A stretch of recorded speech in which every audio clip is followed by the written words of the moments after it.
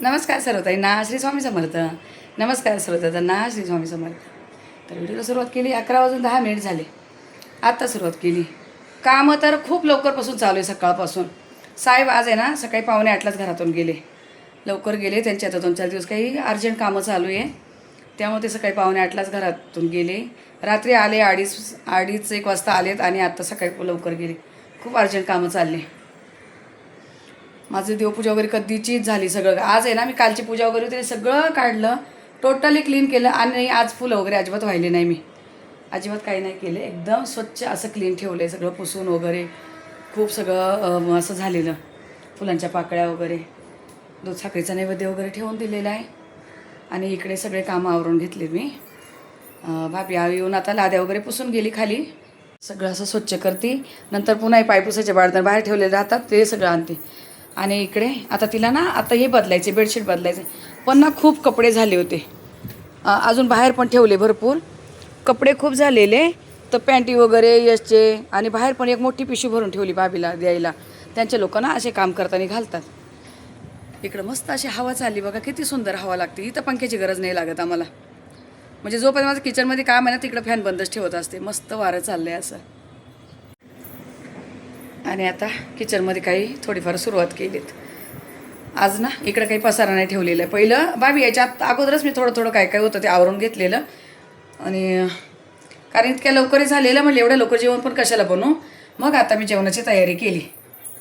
पीठ वगैरे भिजून ठेवलं आहेत मी. तेलाची किटली काल घासली होती, तर भरली. मसाल्याचा डबा रिकामा कालच भाभीने घासून ठेवला मी. आता याला भरायचं आहेत मला. कांद्याची पात कापून ठेवलीत. कांदा वेगळा, ओला कांदा वेगळा आणि पात वेगळी. तर ही भाजी बनवायची आहेत. मसाल्याचा डबा वगैरे भरून घेते. आणि एक कुठली तरी पातळ आमटी वगैरे करावं लागेल. डाळ किंवा कसली एखादी कुठल्याही भाजी, पातळ आमटी आणि एक सुकी भाजी. मला ना, मी जेव्हा कढीचे वगैरे व्हिडिओ टाकला तेव्हा मला 2-3 कमेंट होते, आई तू किती प्रत्येकाच्या आवडीनिवडी बघती, सगळ्यांचा वेगळं वेगळं करते. हे पहिल्यापासून करते ताई, नो आत्ताच नाही. म्हणजे अगदी मुलं बालवाडी शाळेत जात होते ना तेव्हापासून प्रत्येकाचं वेगळं वेगळं द्यायचं. का तर ते खातील ना भाजी चपाती वगैरे, त्या निमित्ताने ज्या आवडीची भाजी असेल तरच खातील चपाती. नाहीतर मग काही, आता तर हुशार झाले. आता नाही आवडलं तर डायरेक्ट ऑनलाईन मागवायचं खायचं. दीदी तर खूप चॅप्टर आहे. दीदीला घरचं जेवण जास्त नको. तिच्या आवडीचं काही केलं तर मग पोटभर जेवणार, आणि नसेल काही ना तर मग नाही तिला.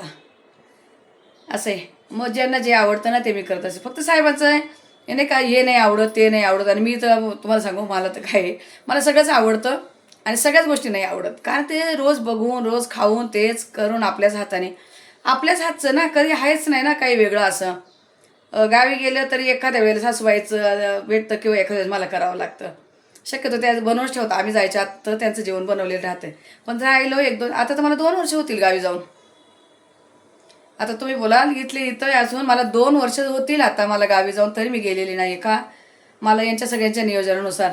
साहेब आता गेले शिर्डीला, तर तेव्हा ते जाऊन आले. सासूबाईमध्येच आल्या.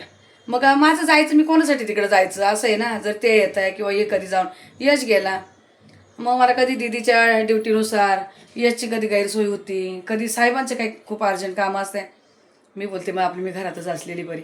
संगीता का किती दिवस जायचे ना, तिला यायला वेळ भेटतोय ना मला तिच्याकडे वेळ भेटतो जायला. मुंबईत असून फक्त तासभर जर रस्ता आहे तरी टाईम भेटत नाही. बघा असं आपलं जीवन आहे. चला, हिरड गाणं काही चालूच राहणार आहे. काय कर, याच्यामध्ये काही बदल नाही होणार आहे. असू द्या. चला फटाफट आवरायला घेते आणि तुम्हाला दाखवते. काल ना भाभीने किटली घासून ठेवली होती, मग मी आज डब्यातलं पूर्ण तेल, हे शेंग तेल येत आहे ना. मला कोण विचारत होतं कोणतं तेल आहे कोणतं, तर हे शेंग तेलच आहे गुलाबचं. मी काही कधी कुठलं वेगळं काही आणत नाही. आणलं तरी ते आपल्या घरात कोणी खात नाही. तर बघा आता झाली सुरुवात इथे. आता काय करतोय, शेंगदाणे बघा हे जेव्हा पुन्हा गेले ना डबल स्मार्ट बाजारला, तेव्हा एवढं शेंगदाणे घेऊन आलेली पुन्हा 5 किलो. तर आता थोडेसे भाजायला घेते. भाजले शेंगदाणे ना आता जवळजवळ संपायला आले, थोडेसे राहिले. मग म्हटले कढई ठेवली तर थोडे भाजून घ्यावं. त्याला तसेच पॅक होते पण काहीच झालं नाही. म्हणजे असं आता महिना होऊन गेला आणून, खराब वगैरे काहीच नाही. नाही तर पावसात आहे ना अशी बुरशी वगैरे लागते इकडे. आता हे एका डब्यात भरून आहे, याच्यामध्ये बोरिंग पावडर टाकून ठेवणार आहे. एवढे भाजून मला वापरायला काढून घेईन. बाकीच्यामध्ये बोरिंग पावडर टाकून ठेवायची, म्हणजे काही होत नाही यांना. नाही तर असे हिरवट असे बुरशी येते, तर डब्यात घालून पावडर टाकायची, काही होत नाही बघा. आता ते भाजता मसाल्याचा डबा पण भरते. आणि तेव्हा बोललेली घरात एक डबाभर होते जिरे, म्हणजे जवळ अर्धा किलो. आता हे 1 महिन्यापूर्वी आणलेले जिरे आता सोडायची म्हणून डब्यात. का तर आता पण ते चालले बाबीने बऱ्यापैकी सगळे डबे घासले. आता मला निवांत डबे भरायचे. अजून बघा झालं नाही, बरं झाले, साफसफाई वगैरे झाली, सगळं क्लिनिंग झाली. आता आरामात मी एक एक तयारी करेल. काल काही गणपती बाप्पासाठी सामान पण आणले, पण ते आता दाखवेल नंतर. मुगाची डाळ पण मी त्यावेळेला आहे ना अर्धा किलोचे 2 पॅकेट आणि 1 किलोचं एक आणलेलं. तर आत्तापर्यंत माझी पहिली जुन्यातलीच डाळ होती. मी काय करते, नेहमी असं एक्स्ट्रा सामान भरून ठेवते. मला माहिती आहे साहेबांना अचानक वेळ भेटत नाही, काहीतरी कामं असे येतात ना का 1 मिनिटामध्ये त्यांचा प्लॅन बदलतो. तर आता पण बऱ्यापैकी त्यांचे प्लॅन बदलले कामांचे. मग ही वरच्यावर एवढे अर्धा किलो ठेवली, बाकीचे तिकडे. आणि जिरं असं भरून ठेवलं हे अर्धा किलो, आणि मसाल्याच्या वाटीमध्ये काढलेत. म्हणजे काय होतं थोडं. आणि आता ना सगळे डबे मी स्टीलचे ठेवून दिले. तुम्हाला सांगते त्यांना मी सगळ्या अशा भरण्या घेणार आहेत. इतकं अवघड होतं ना, नावं टाका, ते डबे घासायला निघून जातं, पुन्हा तेच कामं, दिसत नाही, हा डबा शोध तो डबा शोध, असं होतं. तर चला आता मी ना शेंगदाणे काढून घेते. बारीक गॅसवर भाजले ना चांगली लगेच पटकन सालं निघतात. फास्ट गॅसवर पटापट नुसते काळे होतात आणि व्यवस्थित भाजत नाही ते. तर शेंगदाणे असे भाजून काढून घेतले. ते आता तिकडे पंख्याखाली थंड होत आहे, तोपर्यंत मी माझे कामं करून घेते. तेलाचं प्रमाण कमी केलं ताईंनो आणि सगळ्यांनीच करा. मी तर करेलच, पण तुम्ही पण सगळ्यांनी करा. माझं तर यशमुळे होतच कमी, पण थोडं कधी कधी एखाद्या भाजीला वाढून जात होतं. आता जिरं तडतडले.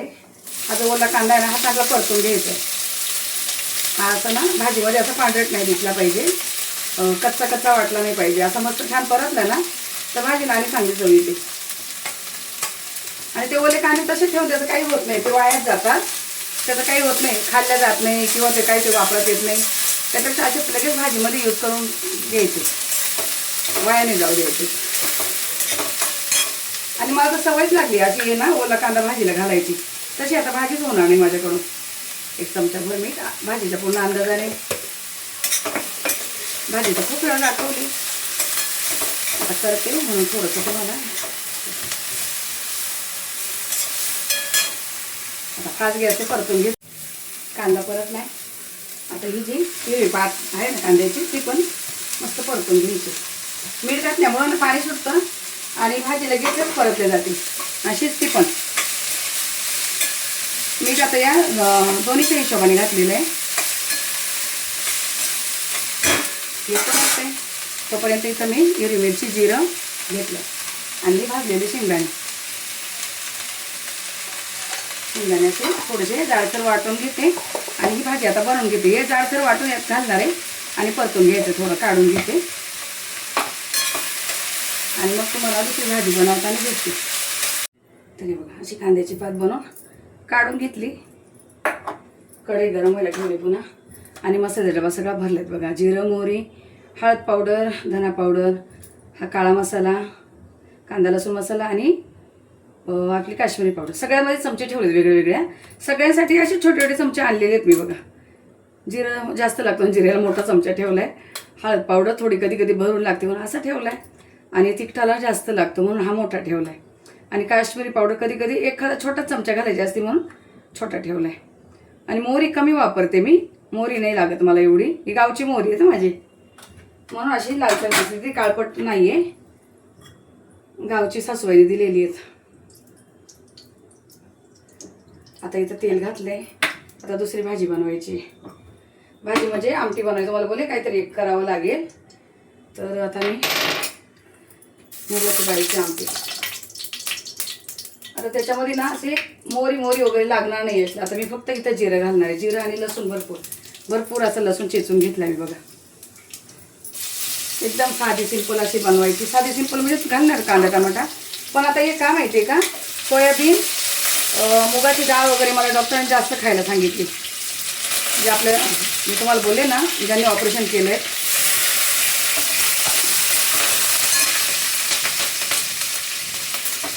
आपलं कढीपत्ता, मिरची आणि कांदा चांगलं परतून. आता म्हणजे कशाला टोप काढायचं किंवा कुकर काढायचा, ह्याच कढईमध्ये मी बनवून घेते. तर आता टमाटा पण परतून घेते असं याच्याबरोबर. दुसरे भांडी कशाला भरवायचे. आणि मुगाची डाळ काढून घेतली. मुगाची डाळ आहे ना, मला डॉक्टर काय बोलल्या, चिमणी चालू केली होती. डॉक्टर बोलल्या ही मुगाची डाळ जी आहे ना, वरण बनवशी तिथे 2-3 वाट्या तू डाळ प्यायची. त्याचं याची खूप गरज आहे तुला. आणि सोयाबीनची भाजी जास्तीत जास्त खायची. पनीर खायचं. पनीरचं तर नामोनिशान नाही, मला पनीर कसंच आवडत नाही. मग म्हटले आता ही डाळ बनवते. उद्या दुसरी कुठली एखादी डाळ बनवेल. सालाची डाळ वगैरे खायला सांगितली. आणि मुगाची डाळ आहे ना, अशी मी खूप दिवस झाली बनवलीच नाही. कोथिंबीर मी नंतर घालणार आहे. बस हे चांगलं आता शिजू देते. थोडंसं मीठ घालते तर चांगलं परतून येईल. मुगाच्या डाळीने आपल्याला शरीराला खूप फायदा आहे. आणि सोयाबीन म्हणजे आपल्या लेडीजसाठी तर या सगळ्या गोष्टी. यश पण मला बोलला लेडीजसाठी सोयाबीन चांगली आहे. आम्हा लोकांना नाही जास्त एवढी सोयाबीन. वरच्या ताईंनी सोयाबीनचं असं पीठ करून जे दाणे असतात ना त्याचं पीठ केलं, त्याचे लाडू बनवले, मला पण दिलेत खाली. जे 1305 वाल्या ताई आपल्या. तर सगळं ड्रायफ्रूट वगैरे घालून सोयाबीनचं पीठ करून भाजून तुपामध्ये, आणि त्यांनी मला ते लाडू वगैरे दिलेत खाली. बघा किती. मी पण घेऊन गेलेली, त्यांनी पण दिले. बघा तन्वीचा व्हिडिओ आलेला आहे. तन्वी अक्षय बघा असा व्हिडिओ आलेला आहे त्यांचा. त्यांनी ओटी बनण्याचा पण व्हिडिओ डिटेलमध्ये टाकला आहे सगळा. मी तर उशिरा गेले होते ना. तर छान यूज आले ना, म्हणजे चांगल्या लोकांनी बघितलं आहे. आणि छान असं पाहिजे. एवढे मुलं मेहनत करताय ना, मला पण वाटतं असं बघावं त्यांना. आत्ताचे जे मुलं आहेत नाही तर थोडंसं नाही यूज गेले तर बोलणार नाही हे मग करू बंद, असं करू तसं करू असं करणार ते. आता इथे ना हळद घातली. तेलामध्ये हळद टाकून दिली मी. धना पावडर वगैरे काही नाही घातले मी. असं कधीतरी ना हिरवी मिरची, लसूण, जिरं आणि खोबरं वाटून घालते. कोथिंबीर आता नाही करणार आहे. तेवढं आमच्या मला यश नाही खाणार. आता एक तांब्या गरम पाणी होतं नाही ते सगळं टाकून देते. डाळ धुवोपर्यंत येते. आपलं जे पाणी आहे ना त्याला उकळी. अजून पाणी घालणार पण नंतर. आता तरी बघा डाळ टाकून दिली. पण काय झालं, फोन आला ना म्हणून फोनच्या याच्यामध्ये मी डाळ तुम्हाला दाखवायला विसरले. डाळ टाकून दिली आणि आता याच्यावर झाकण ठेवते. आणि इकडे ठेवून इथं चपात्या करायला घेते. तर नंतर आता हे सगळं झाल्यावर तुम्हाला हे बघा अशी बारीक गॅसवर चपात्या होईपर्यंत अशी डाळ वगैरे झालीत. मुगाची डाळ एकदम अशी मस्त शिजलीत एकसारखी. कांदा टमाटा पण एकत्र झाला आहे. पण इथे काय केलं मी तुम्हाला बोलले ना, बिना मिठाचं असं पीठ ठेवते फ्रीजमध्ये डोश्यांचं. ते 2 डोसे बनवले आणि 1 बटाट्याची चटणी बनवून दिली दीदीला. अशी नुसती जिरं आणि मिरची घालून, हळद मीठ घालून अशी तिला खायला तिला जायचं आता. तर तुम्हाला दाखवलं दीदीला डोसा वगैरे बनवून दिला. रात्री ना मला सांगितलंच नाही का मला सकाळी लवकर जायचं आहे. तिला 11:45 जायचं होतं. आणि मी कामाला सुरुवात अगदी एकदम कधी केली 11:10 सुरुवात केली. आणि ती झोपलेली मला माहीत नाही. म्हणजे काल 1:30 वाजता गेली म्हणजे आज पण तसं हिशोबाने जाईल का काय. बोली नाही 1:30ची शिफ्ट माझी, तर मला लवकर जायचं आहे. पटापट आवरून दिलं तिला. गरम गरम डाळ भात वगैरे दिल्या डब्यामध्ये घालून.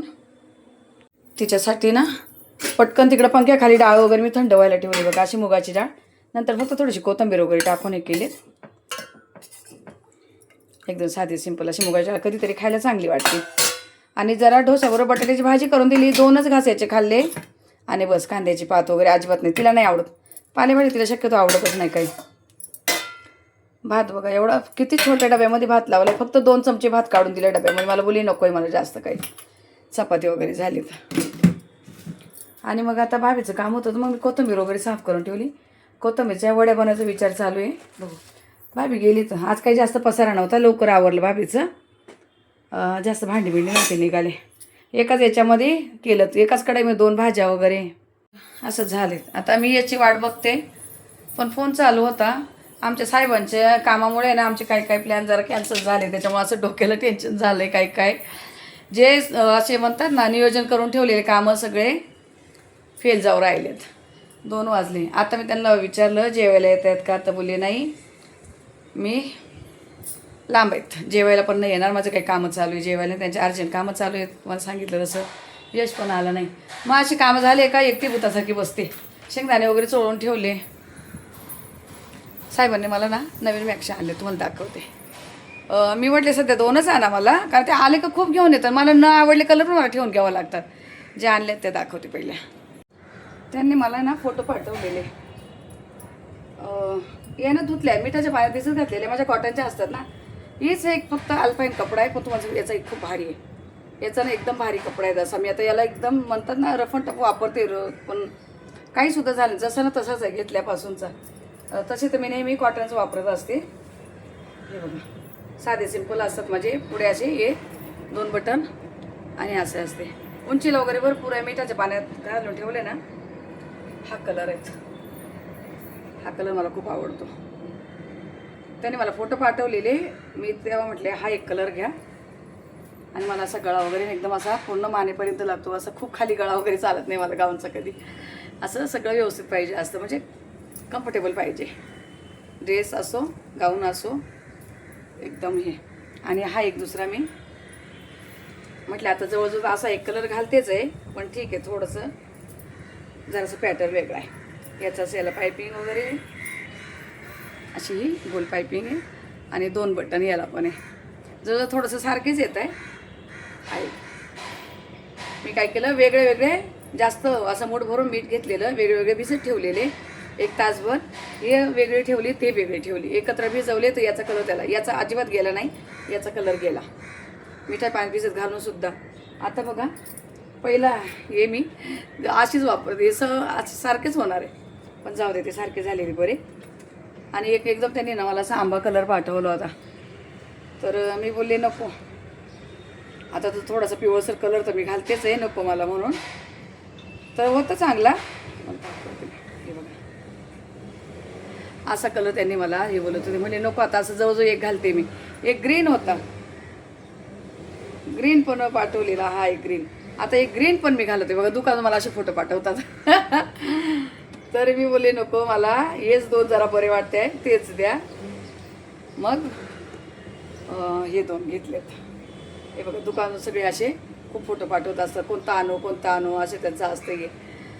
तर ठीक आहे, मी बोले हे जर व्यवस्थित निघाले, कसे कम्फर्टेबल वाटले तर मग मी घेईन. आणि जाऊन तिथं मागच्या वेळेस एवढे 8-10 आणले, तेवढे मला हे नेलेच नाही. रिटर्नला काही एक पण नाही नेला त्यांनी. म्हटले थोडं मोजकेच आणा, मला वाटलं तर मी नंतर घेऊन येईन. चला असू द्या ताई ना. व्हिडिओ छोटा मोठा कसा झाला, घाई गडबडीत केला. दीदी माझी एवढी घाई उडवली ना, नंतर काय सांगू. पण मला तिला उपाशी पण नव्हतं जाऊ द्यायचं. आणि हो, हे बघा, हे बघून ना मला, मी दाखवलंच नव्हतं मला असं ब्लड चेक केलं, मला असं होतं हे. तर एका ताईने मला काल कमेंट केली. काल म्हणजे कोणता व्हिडिओ होता, जो कढीचा. मी दाखवलं पण नव्हतं आणि बोलले पण नव्हते का मला असं झालंय. एका ताईने ना बघितलं असेल का, असं नाही का, की ताई तुझ्या हाताला ब्लड रिपोर्ट केले, त्याचं काळं झालंय का. तर खरोखर हे बघा, एक इथं केलेलं, इथं नाही एवढं झालं, पण याला झालं. या हाताची नस भेटत नाही अजिबात. चला, एवढी काळजी करतात ना, तेच खूप म्हणतो आपण भरून पावतो. खूप खूप आभारी सर्व ताईंचे तुमच्या ह्या प्रेमासाठी. चला आता या व्हिडिओला इथेच थांबवते. भेटू आपण पुढच्या व्हिडिओमध्ये. तोपर्यंत सर्व ताई दादांना श्री स्वामी समर्थ.